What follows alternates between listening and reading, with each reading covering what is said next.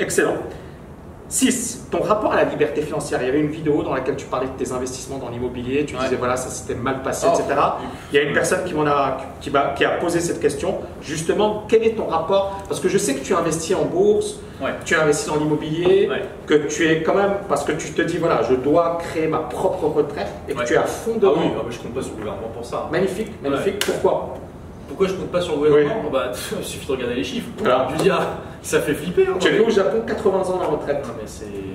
et je pense qu'en Europe, le problème c'est qu'en France, il y a vraiment une politique de l'autruche par rapport à ça. Parce que le problème c'est que la France c'est le pays des privilèges, protection sociale, et on ne peut rien faire sans qu'il y ait la moitié de la France qui se retrouve dans la rue, même si avec Macron ça change un peu, mais bon, bref, on va pas parler trop politique, mais il y a un gros problème, c'est que clairement les chiffres sont sans appel, on voit bien que c'est pas possible de continuer comme ça. La population vieillit, il y a de moins en moins de jeunes, au bout d'un moment, il faut bien se rendre compte, c'est inévitable qu'il va falloir augmenter l'âge de départ à la retraite. C'est clair. C'est sûr. Et là, avec 75 ans, 80 ans, on va y arriver.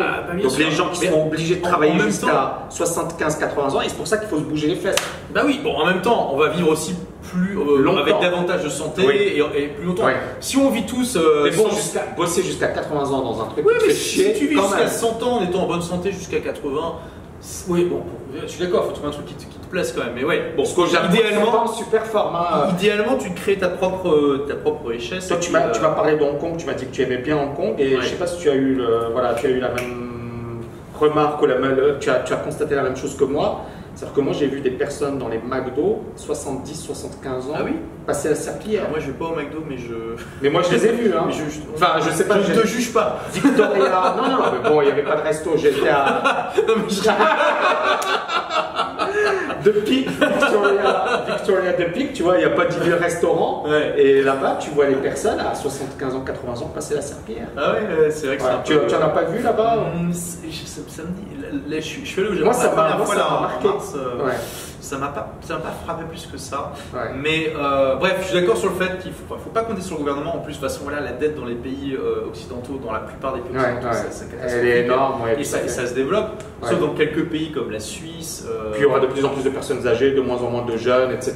Et donc voilà, l'équation, elle est je sais pas comment ils vont faire, les mecs. Ils vont rien faire et c'est à vous de vous bouger. Et donc la liberté financière, tu as commencé. Là, on tombe vraiment dans un des problèmes de la démocratie, parce que comme disait Churchill, la démocratie c'est le pire des systèmes à l'exception de tous les autres. Mais il y a beaucoup de problèmes dans la démocratie, et le problème principal, c'est que les politiciens sont toujours focalisés sur des trucs à court terme, parce que c'est comme ça qu'ils se font élire. Qui va se faire élire en disant désolé les gars, mais la retraite on va devoir la passer à 70 ans? Tu as entendu parler de Buchanan et Tulloch? Non. L'école des choix publics. Donc ils ont eu le prix Nobel d'économie, et ils disaient justement l'État c'est le Léviathan, c'est un monstre qui va tout s'accaparer. Ils disaient que la meilleure des choses à faire, c'était d'éliminer l'État, ou du moins pour les tâches les plus importantes, il fallait éliminer l'État. Ça a influencé la Banque Centrale Européenne. La Banque Centrale Européenne, c'est dû à ses travaux de recherche. C'est-à-dire qu'on s'est dit, si on donne finalement le pouvoir de battre monnaie, le pouvoir de la politique monétaire à une institution qui est indépendante, ce qui est le cas de la BCE, normalement on ne devrait plus avoir de problème. Le problème en faisant ça, c'est qu'on a oublié la politique budgétaire, c'est-à-dire notamment les impôts, etc. Et là, on a eu finalement le plus mauvais choix, c'est-à-dire le plus mauvais deal, parce que la politique monétaire, elle s'occupait juste d'avoir une inflation faible, mais elle a dit, et d'ailleurs tous les gars qui font la politique monétaire à la BCE le disent, nous le chômage on s'en fiche, c'est pas notre problème, nous notre problème c'est l'inflation, on veut qu'on ait une inflation faible. Donc pendant de nombreuses années, l'Europe a eu une inflation faible, taux de chômage qui a augmenté, hormis l'Allemagne, etc., mais c'est des cas exceptionnels. Mais en France, taux de chômage, l'Espagne, l'Italie, avec des politiques budgétaires qui n'étaient pas adaptées. Et donc finalement, on a utilisé cette théorie des choix publics, mais mal, tu vois. Et donc on s'est retrouvé finalement avec des budgets qui ont explosé, une dette qui a explosé, une inflation faible, mais ce n'était pas ce qu'on voulait au final. Et donc finalement, on s'est retrouvé avec quelque chose d'extrêmement négatif. Voilà. Donc tout ça pour dire que justement, les États sont aujourd'hui incapables de régler la mise, de juguler leurs dettes, ils se focalisent sur de régler le problème des retraites qui va être explosif. Bien sûr, c'est clair. Et le problème des retraites, c'est une bombe à retardement. Et d'ailleurs, moi, dès le départ, parmi les trucs effectivement qui m'ont poussé à créer ma boîte, etc., c'était de me dire, voilà, je vais bosser, c'est-à-dire si je reste en France, je vais bosser jusqu'à 80 ans, et Parce que c'est évident, c'est évident. C'est-à-dire 75 ans, 80 ans, c'est évident, dans un truc voilà, dans lequel tu peux parfois te faire chier.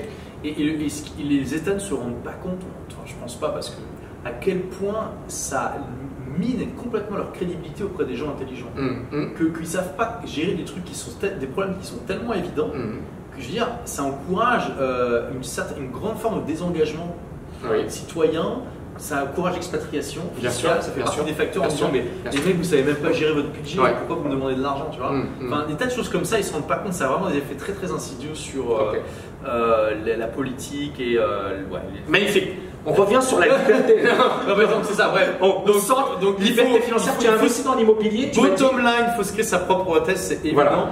Tu as fait de mauvais investissements dans l'immobilier. Alors, est-ce que tu vas en parler? Alors, moi, je suis dans une démarche très particulière qui est que je suis vraiment dans une démarche 80-20. Je me focalise sur les 20% d'efforts, qui même 80%. Excellent. Et je veux un maximum d'automatisation dans mes investissements. Parce que ça ne m'intéresse pas d'investir en tant que tel. Bien sûr. C'est pas quelque chose qui me passionne, c'est quelque chose que je sais que je dois faire. Moi, je m'éclate dans c'est une obligation, c'est pas voilà. Donc l'idéal pour moi, c'est un investissement idéal, c'est un investissement qui rapporte au moins 8% net par an. D'accord. Et où j'ai 5 minutes de travail par an. Tu vois. Et pour l'instant, le seul investissement que j'ai réussi qui permet de faire ça, c'est les trackers. Voilà. D'accord. Donc ETF et ça. Surtout ces dernières années, ça a cartonné. Alors l'ETF, et tu utilises des stratégies simples ou non mais je déjà je prends un ETF World, donc comme ça, un tracker qui suit genre quelques milliers d'entreprises dans le monde. Enfin, il n'y a pas un gros risque. Après, ça qui est génial avec les ETF, le risque, il y a un risque. C'est qu'il y a un crack au moment où vous avez besoin de l'argent. Donc c'est pour ça que vaut mieux pas avoir besoin d'argent. Mais pour cela, il y a différentes stratégies. Tu peux toujours limiter la casse, etc. Exactement. Bien sûr. Mais ça reste effectivement liquide, passif, ça marche bien. En moyenne, c'est 8% par an sur le long terme. Et même plus, hein, là, les dernières années, en plus, si tu avais investi sur des GAFA, des Google, Apple, Facebook, Amazon, là, on est sur du 37-40% de perf. Moi, j'attends la prochaine grosse crise économique comme on a eu en 2008 parce que c'est les soldes, quoi. Excellent. Excellent. C'est les soldes, quoi. Excellent. Moi, j'avais investi le peu d'argent que j'avais en 2008 parce que je me suis exactement. Et l'immobilier, tu as dit que donc l'immobilier, pour moi, l'immobilier, c'est aussi une protection contre l'hyperinflation, même si on m'a déjà challengé sur cette notion. Et puis juste une diversification. Donc j'ai 5 appartements en France, j'ai un appartement en Floride et un immeuble, donc 5 appartements au Québec. Parce que pour moi, je veux aussi diversifier mes zones monétaires et mes zones légales. Parce qu'on ne sait jamais ce qui peut se passer dans une zone monétaire et tout ça. Bien sûr. Donc voilà, mais le problème c'est que comme j'ai cherché des trucs 24, c'est difficile de 80 dans l'immobilier. Moi je cherche des trucs qui sont automatisés où je délègue un maximum. Dubaï, tu connais pas, mais Dubaï c'est excellent pour ça parce que tu peux avoir des investissements mais totalement passifs. C'est-à-dire que tu as des gens qui se chargent de tout, qui s'occupent de tout. Bon, tu n'as pas de fiscalité bien évidemment et tu as des rentabilités. Tu as le droit d'être propriétaire ici? Oui, en dehors des zones spéciales? Là par exemple, ça c'est notre bureau, ça nous appartient. Et j'ai également mon appartement et j'ai également d'autres investissements. Mais j'ai l'impression que tu n'es pas protégé beaucoup quand tu n'es pas citoyen, quoi. C'est l'impression que je me trompe peut-être, mais c'est pas émiratif. C'est une impression. Mais voilà, tu as le droit de l'avoir. Mais c'est une impression parce que justement ici, tout ce qui est, comment dirais-je, juridique, etc., ils sont très à cheval parce qu'ils veulent justement des investisseurs, ils veulent attirer des gens du monde entier. Et donc là, le gros des investisseurs, ce n'est pas des Émiratis, hein, c'est des gens du monde entier. Donc tu as toutes. Là, par exemple, on est au DMCC. C'est immense, hein. Tu as vu un peu le truc. Il y a 100 000 personnes qui habitent, qui travaillent, c'est une zone franche. C'est la plus grosse zone franche ou l'une des plus grosses zones franches au monde. Et surtout, ça fait 3-4 ans qu'elle est numéro 1 dans le monde, cette zone franche. Elle est toujours numéro 1 parce que les gars, ils sont super bons. Donc, tu as tous ces appartements, les bureaux, etc. Tu peux les acheter et les posséder à 100%. Tu peux également avoir ta boîte que tu possèdes à 100% parce qu'il y a beaucoup de préjugés, etc. Et malheureusement, et donc par rapport à l'investissement immobilier, tu as plein de gars qui investissent ici. Et notamment du monde entier qui investissent parce que la rentabilité elle est excellente. Tu peux avoir du 10-12%, voire plus, si tu es créatif. C'est-à-dire que si tu fais de la colocation, etc., tu peux avoir des rentabilités de fou. Et tu as la passivité, c'est-à-dire qu'ici par exemple, tu n'as pas de problème de mauvais locataires, etc. Parce que si tu as un faux chèque, le gars qui te remet un chèque en blanc, il peut se retrouver en prison s'il ne l'honore pas, donc là, les dettes sont privées. Là, le gros problème, c'est que tu dois être réglo. Tu dois régler tes dettes, tu dois régler tes factures. C'est pas un problème quand tu es réglo. Et tu n'as pas un problème. Si tu es réglo ici, tu n'as aucun souci. Donc à partir de là, non, c'est hyper carré, tout est hyper carré. Pour acheter un bien, c'est hyper rapide. Je pense que c'est l'endroit au monde où tu peux acheter un bien immobilier le plus vite possible. Tout se fait rapidement, je pense en une journée, c'est rapide quoi. C'est rapide, tout est bouclé super vite. Donc ils ont tout fait pour. Après, bien évidemment, il faut connaître, il faut venir sur place, il faut se renseigner. Il y a également eu de mauvaises affaires. C'est-à-dire que tu as ce que l'on appelle les off-plan, donc les projets qui ne sont pas encore finis. Et donc, ils te promettent monts et merveilles, et il y a souvent des arnaques. Donc, généralement, moi, ce que je recommande ici, c'est d'acheter un truc qui est déjà fait, qui existe déjà. Comme ça, tu n'as pas de mauvaise surprise. Mais sinon, voilà, tu as beaucoup de Français ici qui investissent. Les Britanniques, je pense qu'il y a 250 000 Anglais. Ouais, mais on peut comprendre pourquoi, hein, ils viennent ici. Ouais. Toi, tu es à Londres, voilà. Mais on peut comprendre pourquoi. C'est clair. Excellent. Donc, ton rapport à la liberté financière, c'est que justement, c'est important aujourd'hui de se prendre en charge par rapport à